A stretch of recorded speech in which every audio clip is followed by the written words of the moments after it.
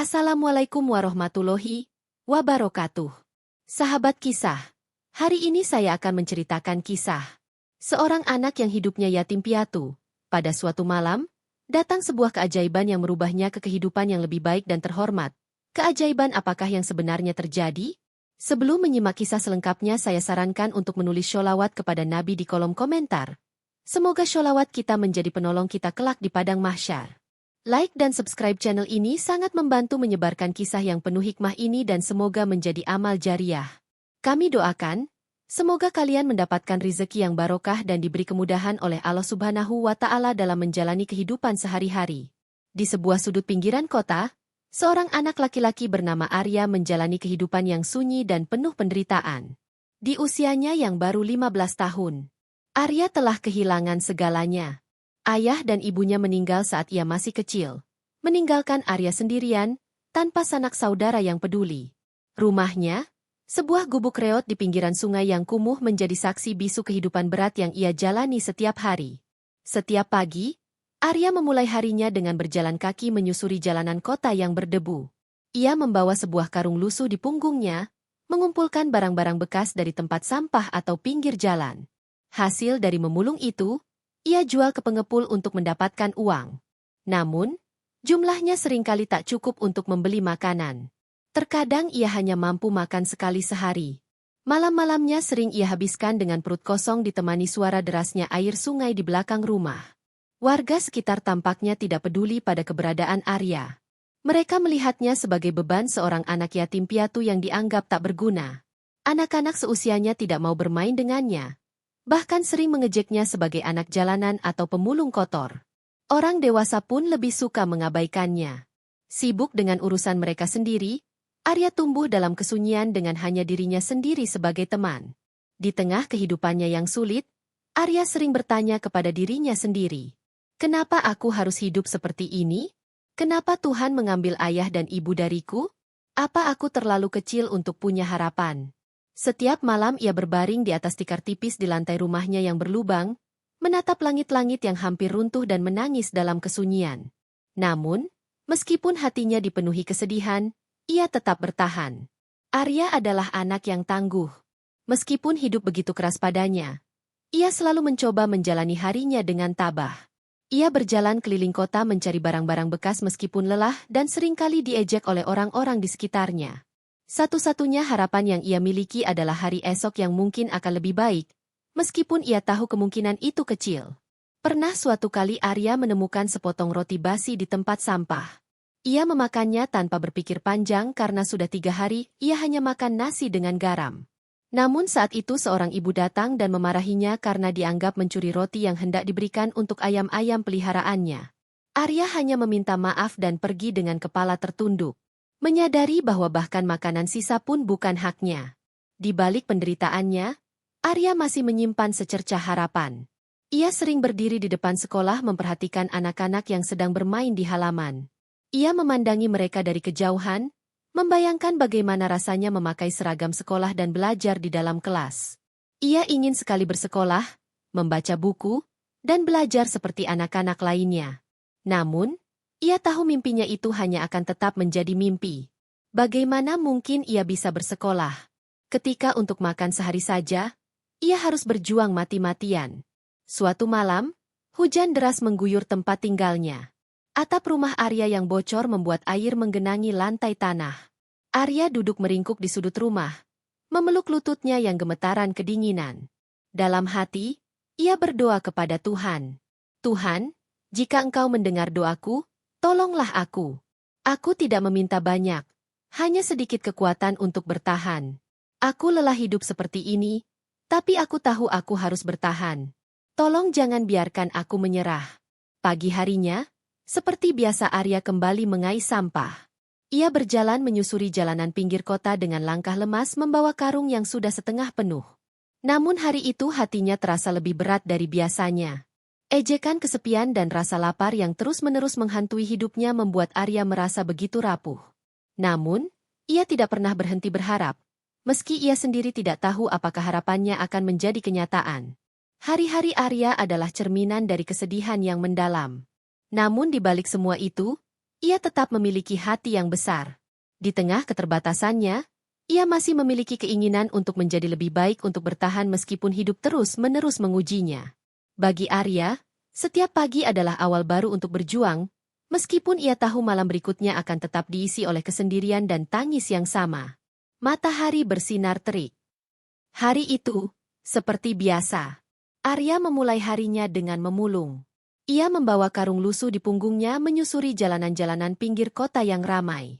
Setiap langkahnya terasa berat. Namun ia tahu ia harus terus berjalan.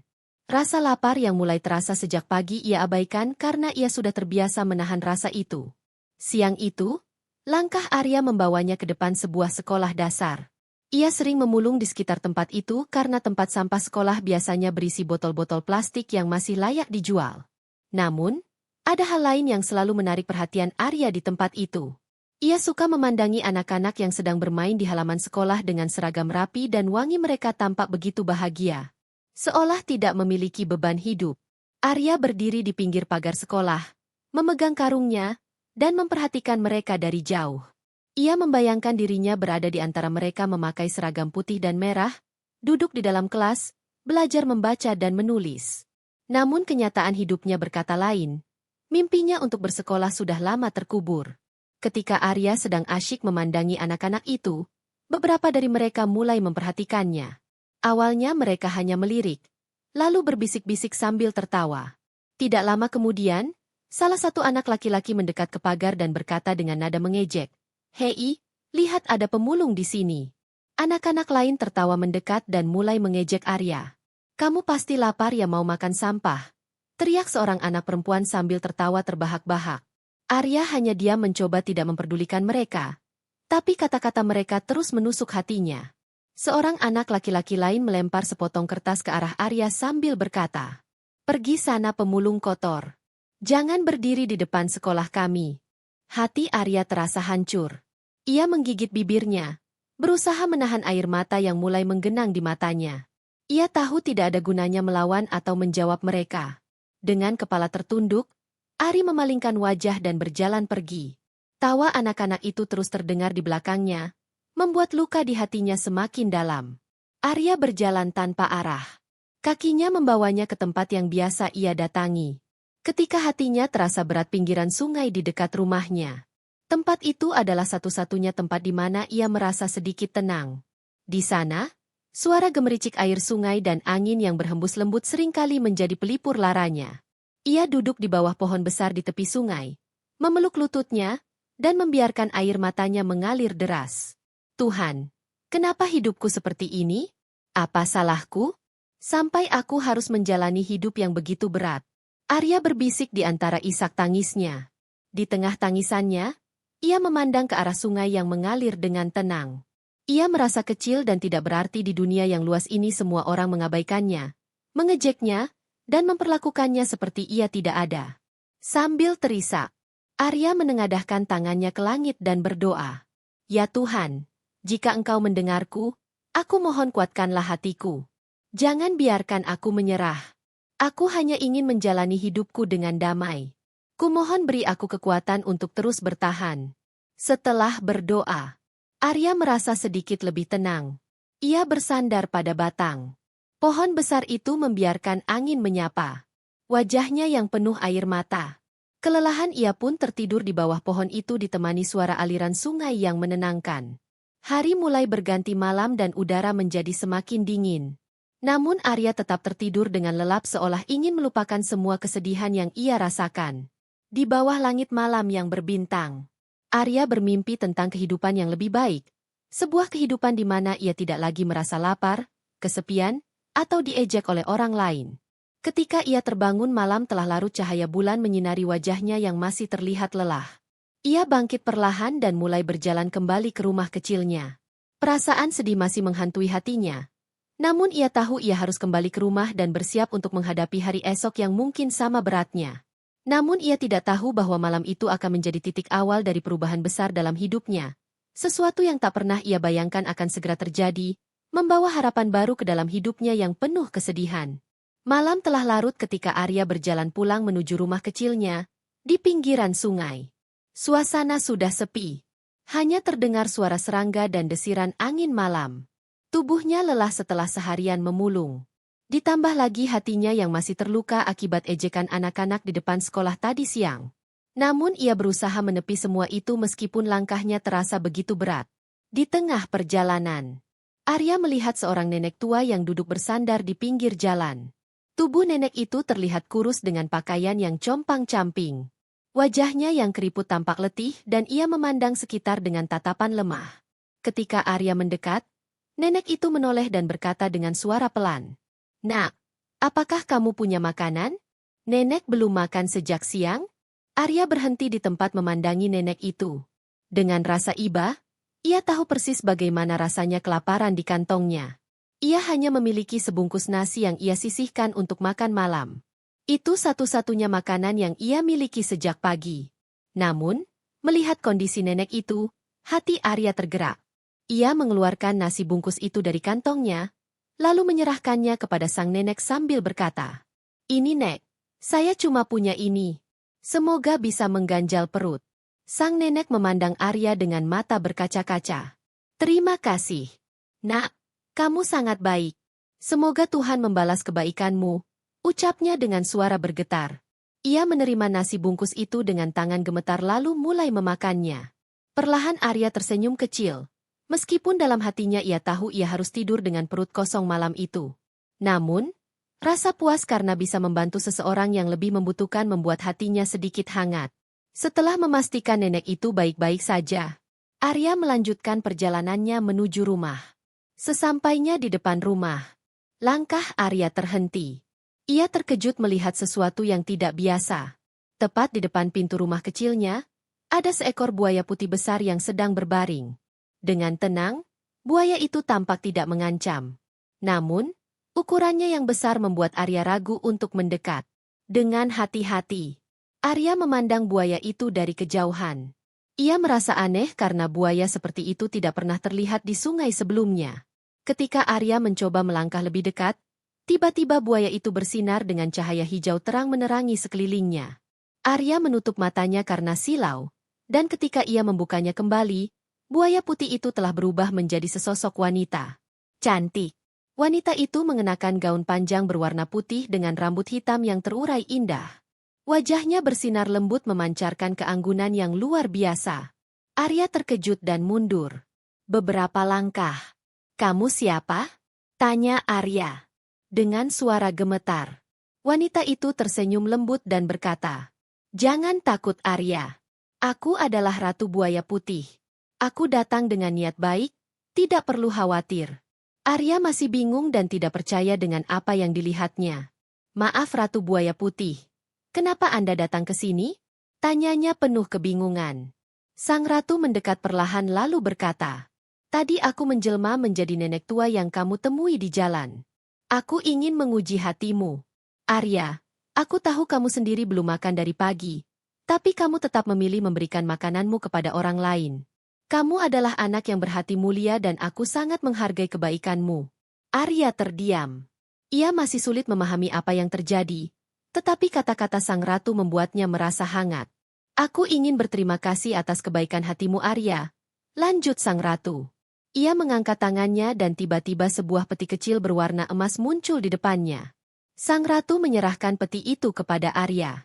"Terimalah ini sebagai hadiah dariku. Gunakanlah dengan bijaksana dan jangan pernah berhenti berbuat baik." Arya menerima peti itu dengan tangan gemetar. Ia menatap sang ratu dengan mata berkaca-kaca. "Terima kasih, Ratu.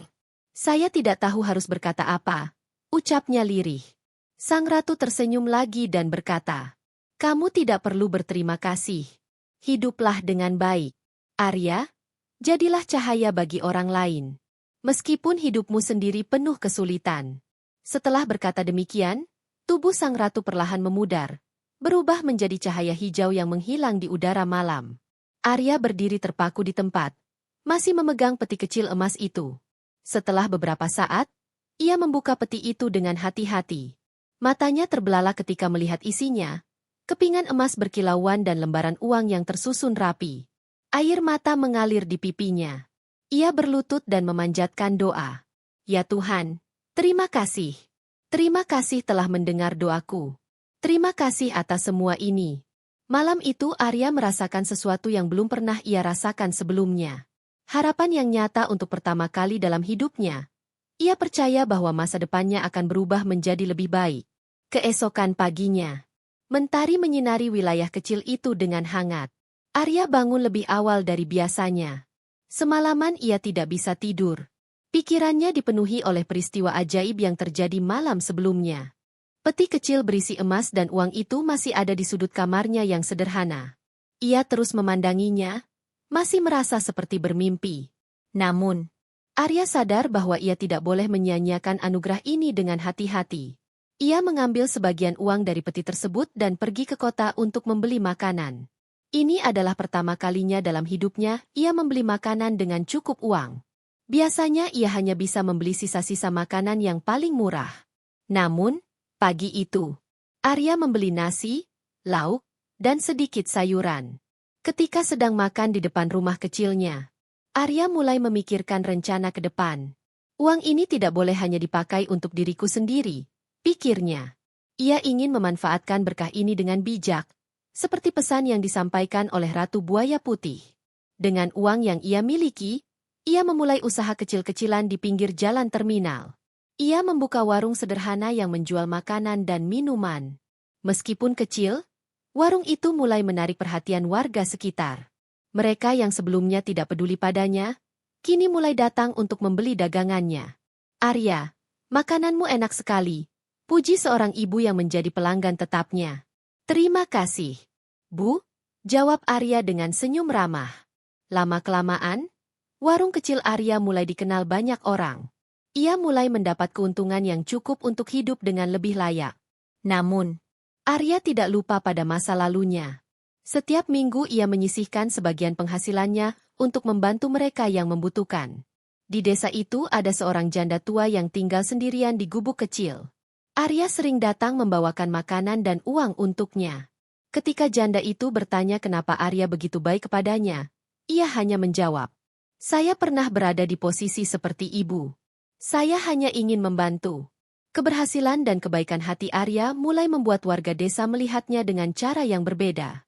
Mereka yang dulu mengejek dan merendahkannya kini justru memujinya. Banyak yang kagum dengan bagaimana seorang anak yatim piatu yang dulu hidup sebagai pemulung kini berhasil mengubah hidupnya tanpa melupakan kebaikan.